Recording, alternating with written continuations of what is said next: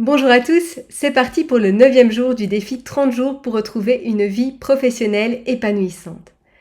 Alors combien de fois quand on nous demande de nous présenter, on parle en premier lieu de notre job? On dit par exemple bonjour, je m'appelle Céline et je suis coach et formatrice, ou je m'appelle Christophe et je suis commercial, ou je m'appelle Danielle et je suis assistante, ou je m'appelle Henri et je suis manager.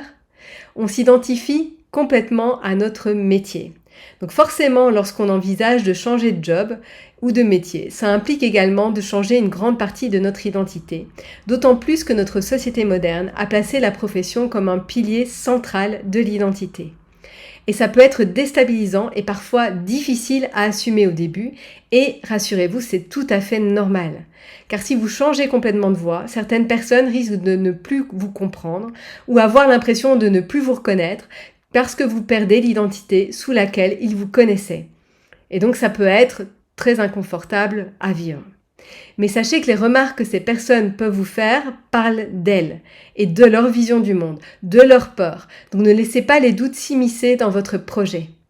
Et d'ailleurs, assumer l'inconfort d'un changement d'identité professionnelle est fondamental si votre identité professionnelle n'est plus alignée avec qui vous êtes vraiment. Car lorsqu'on envisage une reconversion professionnelle, c'est avant tout parce qu'on veut retrouver du sens, en mettant en cohérence ce que l'on fait et qui on est. Et donc ça, c'est une des clés pour s'épanouir professionnellement.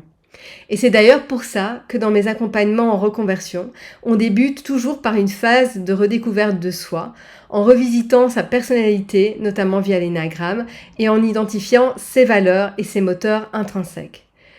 Donc, mon invitation pour vous aujourd'hui est d'évaluer à quel point vous sentez que votre véritable identité, donc vos valeurs, votre personnalité, vos désirs, est alignée avec votre profession actuelle. Et vous pouvez mettre une note sur une échelle de 0 à 10, donc 0 étant pas du tout aligné et 10 tout à fait aligné. Et si ce score est inférieur à 7 sur 10, quelle est la petite action que vous aimeriez mettre en place aujourd'hui pour faire évoluer les choses? Donc voilà pour cette vidéo. Je vous retrouve très bientôt.